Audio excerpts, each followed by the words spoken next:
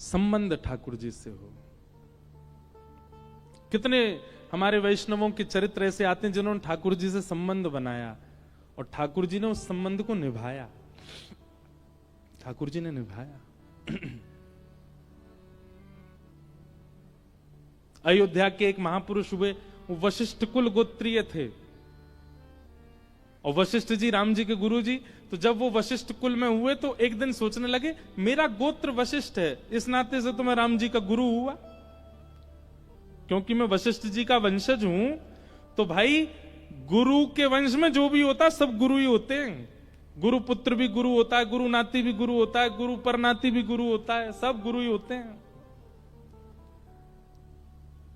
और दिन तो भगवान मान के दर्शन करने जाते थे राम जी का, लेकिन आज सोच के गए नहीं हम तो वशिष्ठ को, हमारे तो चेला हैं ये। और दिन तो ऐसे जाते थे राम जी को दर्शन करने, आज गए ऐसे। जुग जुग जियो रामलला, सदा प्रसन्न रहो, हमारा बहुत बहुत आशीर्वाद, तुमको कभी किसी की आंच नहीं आवे। और वहां दर्शनार्थी सब देखे बोले बाबा पागल हो गया, देख क्या कर रहा है, राम जी को आशीर्वाद दे रहा है। और सिया जी से कहो हम गुरु जी हैं, थोड़ा घूंघट कर लिया करें, हमको देख के गुरु जी के सामने थोड़ा संकोच कर लिया करें। और लखनलाल से कहो ये बहुत चौड़े रहते हैं, कभी कभी प्रणाम किया करें हमको। और रामलला तुम प्रसन्न रहो, भोजन किया कि नहीं किया। सब हंस रहे थे वहां पे, बोले देखो ये क्या बात बना रहे हैं यहां खड़े खड़े। महाराज उस दिन तो वो चले गए। अगले दिन जब वो दर्शन करने के लिए आए तो पुजारी जी उस समय वहां थे नहीं, कहीं गए हुए थे, कुछ लोग ही दर्शन कर रहे थे। कनक बिहारी जी है ना अयोध्या, वहां की घटना है। जैसे ही उनका आगमन हुआ, कल वो कह के गए थे सिया जी से कहो न घूंघट कर लिया करें, अपने आप ही सीता जी की तरफ का जो द्वार था वो अपने आप ही लग गया, सीता जी घूंघट में आ गई कि गुरु जी आए हैं सामने। उनके नेत्र सजल हो गए। पुजारी जी को देखो बेचारी बहू घूंघट कर रही है हमसे, देखो कैसे आगे पडला कर लिया है। तब भी नहीं माने कोई उनकी बात, बोले अरे हवा चल गई होगी जोर से, अपने आप पडला लग गया है। राम जी की सवारी निकली पालकी पर, पालकी में सवारी जा रही थी, सब लोग जय जयकार करते हुए जा रहे थे। जैसे ही उन व्यक्ति के घर के सामने पालकी पहुंची तो राम जी का जो मुकुट था वो अपने आप नीचे आ गया, तुरंत पालकी रोक दी गई। पुजारी जी बोले अरे मुकुट बढ़ गया ठाकुर जी का, पहनाओ। मुकुट धारण कराने लगे, पालकी जैसे ही उठाई फिर मुकुट गिर गया, फिर दोबारा रोक के फिर मुकुट धारण कराया। वो महात्मा छत पे खड़े खड़े देख रहे थे। अरे पुजारी जी नहीं पहनेंगे, गुरु जी के सामने मुकुट थोड़ी पहनेंगे, एक मुकुट गिर के रखेंगे, बिना मुकुट के ले जाओ। आप कहेंगे महाराज जी कही कही सुनी बात है। आज भी राम जी की जब पालकी निकलती है ना, उन महापुरुष का घर जब भी आता है, ये तो बहुत पुरानी घटना है पर उनका निवास आज भी हमने सुना अयोध्या के लोगों से, आज भी वहां से राम जी की जब पालकी निकलती है तो राम जी अपने आप ही मुकुट उतार देते हैं। ये हमारे गुरु जी का घर है। आज तक राम जी संबंध निभा रहे हैं गुरु शिष्य का। इसी कलिकाल में कुछ वर्षों पुरानी घटना, लेकिन संबंध आपके चाहने से नहीं होना चाहिए। आपके मन में वो छवि ठाकुर जी की उसी संबंध की दिखने लग जाए। आपको ठाकुर जी वैसे ही दिख रहे हैं। कोई जगत प्रशंसा के लिए या जगत में बहुत नाम के लिए वो संबंध हुआ तो नरक जाना पड़ेगा। कहीं आपने इसलिए किया कि मैं सबको दिखा सकूं, देखो मैं ठाकुर जी को ये मानता हूं, तो नरकगामी हो जाओगे आप। आपके स्वप्न में, आपके आभास में, आपके हृदय में, आपके स्वभाव में, चिंतन में फिर वैसे ही दिखते हैं आपको। आप जब जब ठाकुर जी को दिखते हो, आपको ठाकुर जी के रूप में अब जो भी संबंध आपका वही दिखते हैं, तो ही आपका संबंध सार्थक है। पर संबंध होना चाहिए। वैद्यम वास्तवमत्र वस्तु शिवदम, भागवत जी संबंध कराती है ठाकुर जी से। और जब तक संबंध के रूप में ठाकुर जी ना दिखें, केवल परमात्मा दिख रहे हैं, कथा सुनते रहिए सुनते रहिए, एक दिन तो आएगा ठाकुर जी अपने आप ही स्वप्न में या स्वभाव में या मन में अपना संबंध बता देंगे कि मैं आपको इस रूप में मिलूंगा, और फिर वही रूप ठाकुर जी का स्वीकार करो। मित्र के रूप में हूं, गुरु के रूप में हूं, प्रियतम के रूप में हूं, जिस रूप में भी चाहे।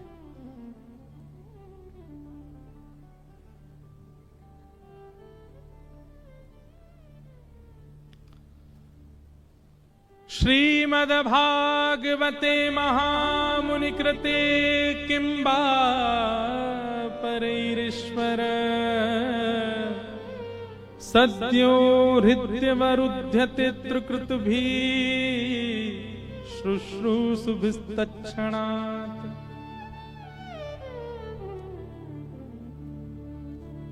एक हमारे ब्रज में मदन मोहन जी का मंदिर था। सप्तनिधि का पद गाते हैं ना हम, श्यामा हृदय कमल सो प्रगटो, उसमें तीसरे ठाकुर, दूसरे ठाकुर कौन है? मदन मोहन जी। हमारे वृंदावन के 7 ठाकुर कौन कौन से? गोविंद देव, गोपीनाथ, मदन मोहन, राधा रमण, राधा वल्लभ, जुगल किशोर और श्री बांके बिहारी। ये 7 ठाकुर हैं वृंदावन के। सबसे पहले कौन है? गोविंद देव, जयपुर में। दूसरे गोपीनाथ, वो भी जयपुर में। तीसरे मदन मोहन, वो कहां है? करौली, राजस्थान में। ये सब मुगलों के बाद और कई कारणों से 4 ठाकुर हमारे ब्रज से बाहर गए। गोविंद देव, गोपीनाथ, मदन मोहन और आपके पन्ना में विराजमान जुगल किशोर। तो मदन मोहन जी के एक परम उपासक थे, उनका नाम था काले खां। क्या नाम था? काले खां। मुस्लिम थे। बड़ी अच्छी कथा उनकी। काले खां के विषय में वर्णन आता है कि काले खां जो थे वो करौली, राजस्थान में रहते थे और वो मंदिर नहीं जाते थे, केवल घर चलाने के लिए काम ढूंढा था उन्होंने। और उनको काम क्या मिला था? झाड़ू लगाने का। मंदिर में झाड़ू लगाते थे, मंदिर में नित्य झाड़ू लगाते। और कभी दर्शन करते नहीं थे मदन मोहन जी का, बस उनका काम था बाहर की पूरी सफाई साफ सुथरी कर देना, आदि आदि ऐसा काम। एक दिन राजभोग आरती हो रही थी मदन मोहन जी की, और काले खां ऐसे झाड़ू लगा करके और बस झाड़ू रख करके जा रहे थे, और राजभोग आरती की भीड़ लगी थी। तो काले खां के मन में आज पता नहीं क्या आया, उसने कही इतने सालों से मैं यहां पे झाड़ू लगा रहा हूं, एक बार देखूं तो सही है मंदिर का देवता है कैसा। तो भीतर भी नहीं गए, बाहर निकलते निकलते ऐसे पीछे मुड़ करके देखा, और जैसे ही मदन मोहन लाल जी का स्वरूप देखा, कटाक्ष नेत्र, मधुर मुस्कान, हाथ में वंशी। अब काले खां की स्थिति ये हो गई कि पीछे एक बार देख करके काले खां ने जैसे ही आगे देखा, अब वो जहां देख रहा है वहां उसको वही दिख रहे हैं। अब जिधर देखें वही मदन मोहन जी दिख रहे हैं। ये मदन मोहन जी का दर्शन करा रहे हैं आपको टीवी पे, ये मदन मोहन जी, यही छवि दिखे। अब तो काले खां की स्थिति हो गई कि अपने घर जाता और अपनी नमाज आदि जो भी उनकी होती थी वो करते, लेकिन वो नमाज करने भी बैठे तो उसके बाद भी उनको यही रहती कि अब कब भोजन पाके मैं फिर से शाम की सेवा में जाऊं। और शाम को पहुंच गए, जाके अपना झाड़ू आड़ू करके वो फिर से देखा, अब तो रूप माधुरी का दर्शन करके मदन मोहन बोले ये इतना सुंदर बालक, इतना इतना बढ़िया श्रृंगार, इतने सुंदर नेत्र, इतने सुंदर गाल, इतना सुंदर मुखमंडल। अब तो मदन मोहन जी को लत लग गई, काले खां को लत लग गई मदन मोहन जी के। और मैं गलत नहीं बोला, मैंने सही बोला, मदन मोहन जी को लत लगी है काले खां को देखने की। भैया अगर हम जब दर्शन करते हैं हम तो 2-2 घंटा देखते रहते हैं, तो भी हमको कोई फर्क नहीं पड़ता, पर एक छवि देखते ही चित्त वृत्ति अपने वश में ना हो तो समझ जाना आपने नहीं, ठाकुर जी ने आपको देखा है, ठाकुर जी की दृष्टि आप पे पड़ी। हमारे शैलेंद्र जी बता रहे थे कि महाराज जी बिहारी जी में कभी गया नहीं, वृंदावन से हमारा कोई दूर दूर तक संपर्क नहीं, पर देखते ही मेरे नेत्रों से आंसू नहीं रुक रहे हैं। आपको मान तो नहीं होना चाहिए इस बात का, अभिमान भी ना हो, भगवान करे कभी, पर आपने नहीं, बिहारी जी आपको देख रहे थे, इसीलिए आपके नेत्र सजल थे। उनकी दृष्टि पड़ जाए तो फिर किसी काम के रह थोड़ी जाते हैं।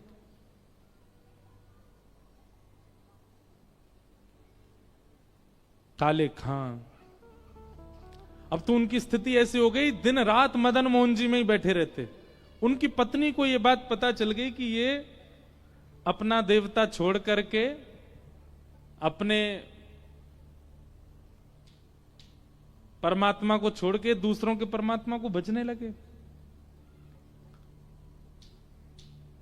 काले खां के कोई संतान नहीं थी और उनकी पत्नी ने सारा आरोप लगा दिया मदन मोहन जी पे।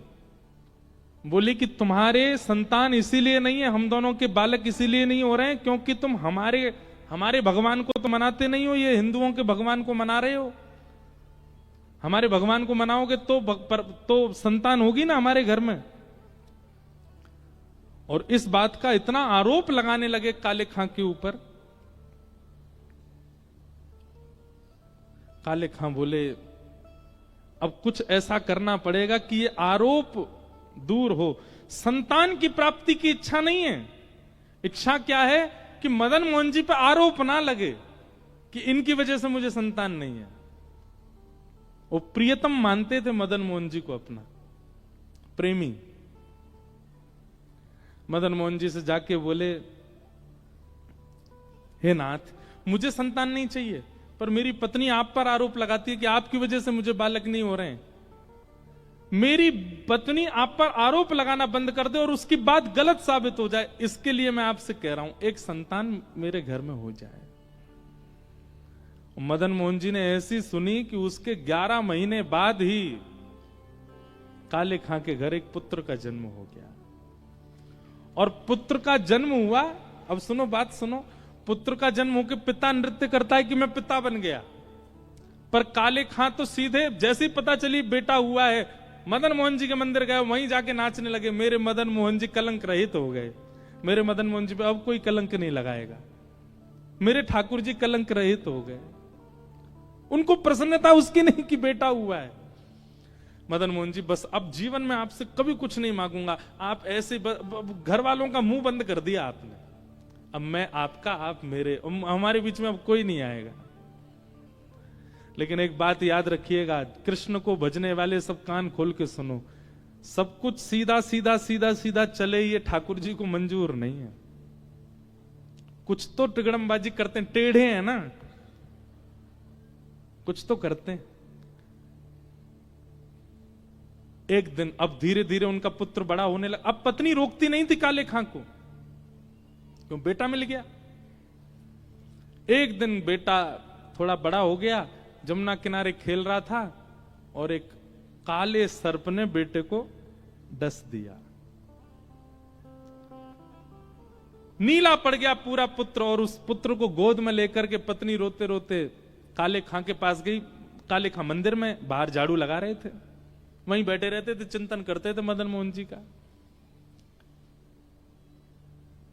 हमारे पुत्र को सर्प ने काट लिया, चिल्लाती हुई आई, जल्दी करो, वैद्य के पास ले चलो, किसी फकीर के पास, उसको झाड़ा लगवाना पड़ेगा, इसका विष उतरवाना है। और उसी समय घंटे घड़ियाल बजने लगे, मदन मोहन जी की आरती होने लगी। काले खां ने अब नियम बना लिया, तो सारी आरतियों के दर्शन बाहर ही खड़े खड़े करते थे, अंदर नहीं आते थे।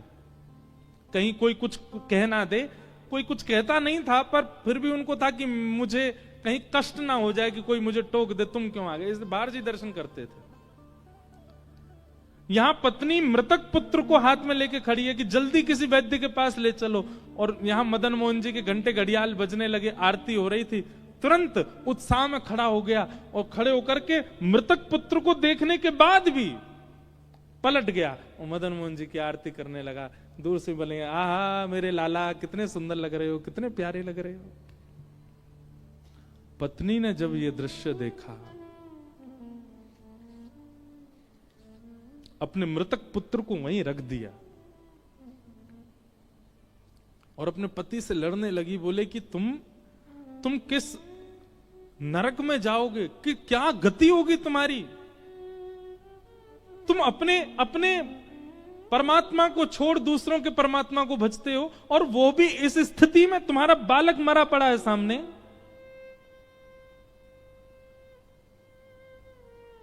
यदि आज ये बालक जीवित नहीं हुआ, तुमसे तो कुछ नहीं कहूंगी मैं भी अपने प्राण यहीं त्याग दूंगी, और मेरा और तुम्हारे पुत्र दोनों के मरने का सारा आरोप लगेगा इस मदन मोहन लाल को। काले खां को यही मंजूर नहीं है, मुझे कुछ भी कह दो, मेरे मदन मोहन जी को कुछ मत कहो। वो मेरे प्राण हैं, मेरे जीवन धन है, उनके ऊपर आरोप मत लगाओ।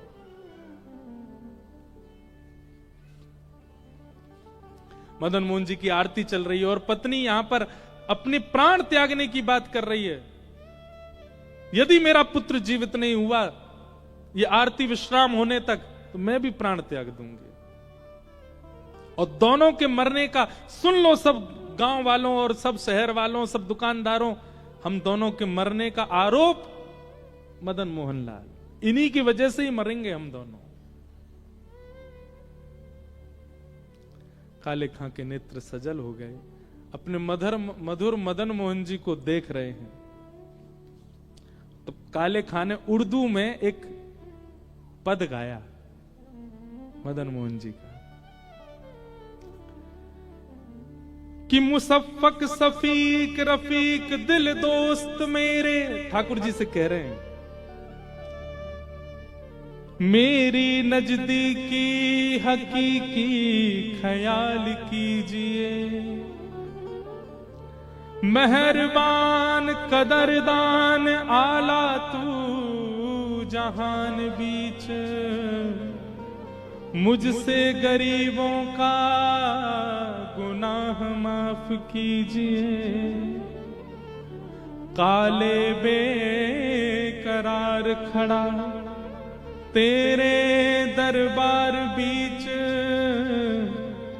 नंद के कुमार जरा गौर अब कीजिए, हिंदुओं के नाथ तो हमारा कोई दावा नहीं। अंतिम पंक्ति इतनी सुंदर है, अगर आप हिंदुओं के भगवान हो केवल, तो मेरी पत्नी भी मर जाए, बेटा भी मर जाए, मैं भी मर जाऊं, लेकिन मैंने विश्व को आपको जगन्नाथ कहते हुए सुना है। हो जगत के नाथ तो हमारी खैर लीजिए। जैसे ये बात कही, हिंदुओं के नाथ तो हमारा कोई दावा नहीं, पर जगत के हो नाथ तो हमारी सुध लीजिए। अगर आप जगन्नाथ हैं तो जगत में तो मैं भी आता हूं। मैं हिंदू नहीं हूं पर जगत में तो हूं, और आप तो जगन्नाथ हो। काले खां ने, हजारों की तादाद में भीड़ खड़ी हो गई थी, नीला पड़ा है पुत्र और पत्नी प्राण त्यागने को तैयार खड़ी है। वो काले खां गा रहा है, हो जगत के नाथ तो हमारी सुध लीजिए। और ऐसा कहते ही काले खां का पुत्र जीवित होकर खड़ा हो गया, और जैसे ही खड़े हुए अपने पिता की उंगली पकड़ ली। अपनी भाषा में जो पिता को बोलते हैं वही बोलते हुए, पिताजी, एक बालक मेरे साथ खेल रहा था, वो बालक कहां गया? वो बहुत अच्छा था, वो बहुत सुंदर था, वो मेरे साथ खेल रहा था, पिताजी वो कहां गया? उसके बड़े बड़े नेत्र थे, बहुत सुंदर था, उसकी मुस्कान बहुत अच्छी थी, मुझे उसके साथ खेलना नहीं है पिताजी, बस उसके सामने बैठ कर उसको देखना है, वो कहां है पिताजी? काले खां ने अपने पुत्र को गोद में लिया और इशारा करते हुए मदन मोहन जी की ओर देखा, देख सामने देख, वो तो नहीं।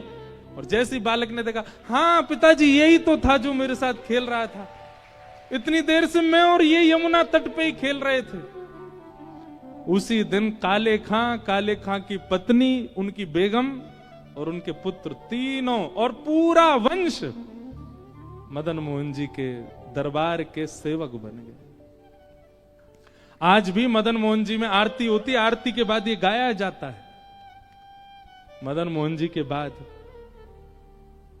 एक शब्द और गाते हैं वहां पे, करौली राजस्थान में, कारे के बेटा को जब कारे ने खायो, कारे के बेटा को जब कारे ने खायो, तो कारे की कविता सुन बेटा जिवायो है। कारे के बेटा को कारे ने खायो, तो कारे की कविता सुन कारे ने जिवायो है। ये भी तो काले हैं, ऐसे हमारे ठाकुर। सब दुख दूर हुए जब तेरा नाम लिया, सब दुख दूर हुए जब तेरा नाम। ऐसी श्रीमद् भागवत की कथा जो ठाकुर जी से संबंध व्यवस्थित कराती हैं, उनके आश्रय में हम आप सब लोग हैं। आप लोग बहुत समय से आ जाते हैं, 3 बजे ही आप लोग आकर के 2:30 बजे ही बैठ जाते हैं।